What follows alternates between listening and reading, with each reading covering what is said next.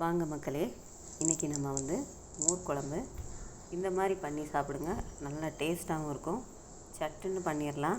ரொம்ப ஈஸியான மெத்தடு தான்.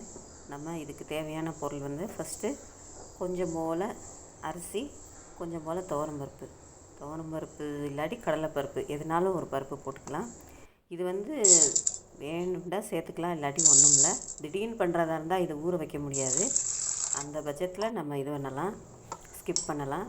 மற்றபடி ஒரு 3 ஸ்பூன் தேங்காய், ஒரு அரை ஸ்பூன் சீரகம், 3 பச்சை மிளகா, நம்ம ஊற வச்ச பொருள், அப்புறம் இஞ்சி ஒரு சின்ன பீஸு, அப்புறமா வெள்ளைப்பூடு, அப்புறம் கருவேப்பிலை, இதெல்லாம் நம்ம நல்லா வலுவலுன்னு அரைச்சிக்கலாம்.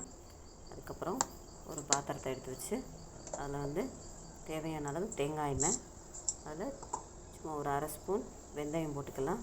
ஒரு அரை ஸ்பூன் அதை விட கம்மியாக சீரகம், கடுகு, இதெல்லாம் போட்டு நல்லா பட்டுன்னு பொரிய விடுங்க.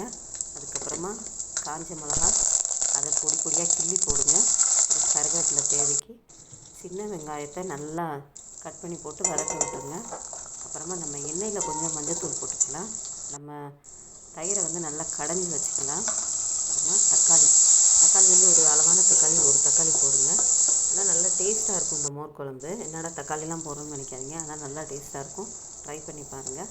அப்புறமா நம்ம அரைச்சி வச்சுருக்க விழுதை ஃபஸ்ட்டு எண்ணெயில் நல்லா வதக்கிக்கலாம். அதில் கொஞ்சம் பச்சை ஸ்மெல் இருக்கும். அதனால் நம்ம எண்ணெயில் கொஞ்சம் ஓரளவுக்கு அந்த பச்சை ஸ்மெல் போகிற வரைக்கும் வதக்கிக்கலாம். அந்த மிக்ஸி கப்பை கழுவி அந்த தண்ணியை ஊற்றியாச்சு. நல்லா 2 கொதிக்கட்டும். நம்ம இன்னும் தயிர் ஆட் பண்ணலை. தேவையான அளவு உப்பு போட்டுக்கலாம். இதில் நம்ம காய்களை வதக்கி கொட்டினாலும் டேஸ்ட்டாக இருக்கும். அந்த மாதிரி வெண்டைக்காய், சொரக்காய் இதெல்லாம் வேக வச்சு அல்லது வதக்கி கொட்டுங்க, நல்லாயிருக்கும். பாருங்கள், தயிரை ஊற்றியாச்சு.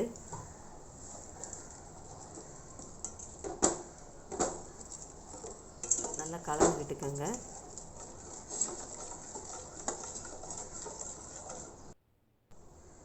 பெருங்காயத்தூளுங்க,